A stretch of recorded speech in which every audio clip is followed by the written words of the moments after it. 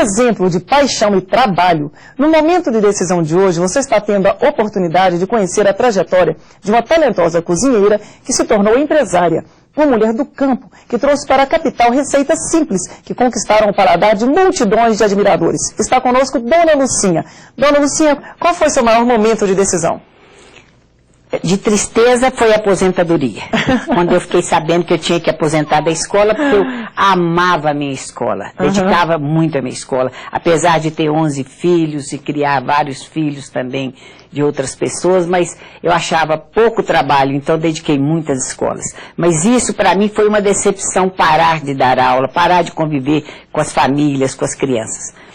Eu pensei, então, eu tenho que fazer alguma coisa. Eu comecei a fazer um pequeno restaurante na cidade do Cerro para dar uma amostra daquilo que eu não ensinei, que eu aprendi na zona rural. Entendi. Porque você dando aula e trabalhando na zona rural, você não consegue ensinar tanto quanto você aprende, porque eles têm uma sabedoria tão grande que basta sugar um pouquinho para você saborear a história toda com eles. E foi assim que eu consegui estudar a história de Minas nesse período. Ah, que coisa boa, Dona Lucinha. Eu falo que bateei o cascalho, porque nós perdemos todas as riquezas, mas o cascalho ficou. E a gente analisando, esse cascalho é essa sabedoria que tem na cabeça das pessoas, no modo de viver, a gente consegue levantar essa história. E eu queria mostrar aquilo pouco que eu aprendi, não ficar, porque a gente, quando Deus dá um pequeno dom, é um vaso comunicante, você tem que doar para receber mais. Entendi. Eu precisava doar para receber mais. Bom, Dona Lucinha, é verdade que o primeiro restaurante que a senhora alugou já estaria pronto para funcionar, mas a senhora preferiu quebrar tudo, mudar tudo? Eu cheguei e encontrei uma casa perfeita, com 6 meses de funcionamento, novinha, linda, maravilhosa. O dono da casa, que eu não conhecia, me recebeu com o maior carinho e falou, já tive aqui vários compradores, não agradei de ninguém. Eu vim do Cerro e voltei no mesmo dia. Mas meu filho Zé Marcelo me ligou, achei a casa de seus sonhos. Mas a casa está pronta, amanhã é horário do restaurante. Eu não tiro um uísque da prateleira. Eu falei, não. Eu estou tomando uma decisão seríssima de fazer um restaurante. É um caminho que eu vou começar a trilhar como se eu estivesse nascendo hoje. Então eu vou desmanchar a sua casa inteira. Ele falou, a senhora é completamente louca. Está toda montada? Começa a trabalhar, depois a senhora faz, não. E eu quero fazer uma réplica da fazenda das minhas bisavós. Quero trazer, vou arriar minha tropa, vou reformar essa casa durante 40 anos, que é o período que a tropa vinha do Cerro até aqui. Isso tudo eu vou fazer historicamente. E vou doar tudo que tem nessa casa para uma instituição. E vou fazer tudo de novo. A senhora fez isso? Voltei na minha terra, recolhi madeiras velhas, material velho, tudo que eu queria. Contratei meus carpinteiros, que não podia lavar as madeiras, elas tinham que ser colocadas como elas estavam. E isso foi até um impacto, porque eu trouxe madeiras tortas, eles queriam acertar, nada, não toque. É para ser desse jeito? É desse jeito. E comecei a criar uma casa de roça, das réplicas das fazendas das minhas bisavós. E foi aí que eu desarriei minha tropa na Padre Dorico 38. Ah, que bom, Dona Mas Lucinha. como a aceitação foi muito grande, tive que arriar a tropa de novo e ir para Sergipe, na esquina com Santa Rita Durão. Fiz lá novo restaurante depois de um ano. Porque eu nem imaginava que isso ia dar certo. E mais recente teve que arriar a tropa lá em São Paulo. É muito engraçado, porque a gente não estava acostumado com fila lá no Cerro, muito menos o mineiro também não gosta de fila. Então um tio, chamado Otávio Clementino, ele foi no restaurante e eu não podia passar na frente, porque era meu tio. Claro. E ele ficou na rua, na fila, e ele teve um desespero, uma angústia de se ver na fila numa casa de uma sobrinha. A senhora não... Lucinha, você virou o quê? Virou madame? Eu não posso entrar na sua casa? Por enquanto, não. Hoje você é convidado. Entra na hora certa. Então, começou assim. Todas as pessoas iguais, é um dos segredos, né? Não pode fazer diferença. Não tem diferença de cor, não tem diferença de riqueza, não tem diferença de idade. O cliente é sempre o cliente. Nós somos filhos de Deus. É verdade. Agora, o cliente gosta de carinho, gosta de ser recepcionado bem. Bom, então a senhora, quando a senhora recebe um cliente, tanto faz ele ser uma pessoa importante ou não, a senhora trata todo mundo igual? Não me importa. Eu olho nos olhos dele para ele ver que eu estou conhecendo pelos olhos, pelo sentimento, pela emoção.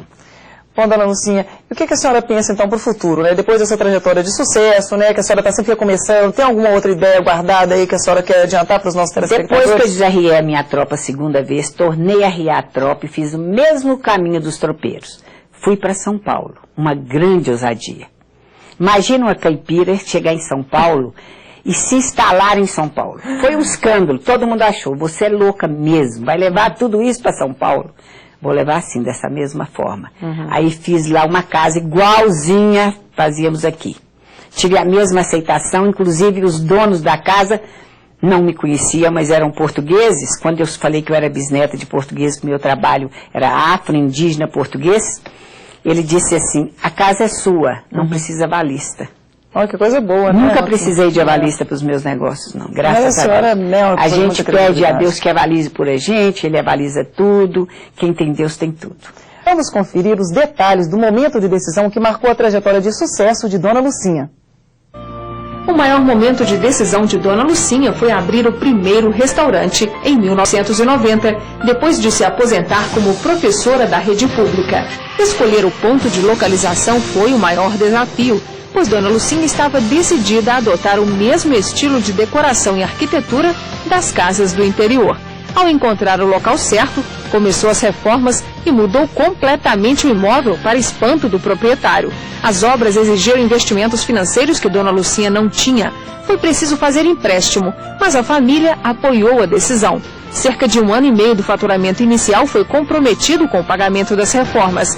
Hoje, Dona Lucinha tem 3 restaurantes, sendo um deles em São Paulo e 2 na capital mineira. Viaja por todo o país e pelo mundo, representando a culinária de Minas Gerais e se tornou referência sobre o assunto.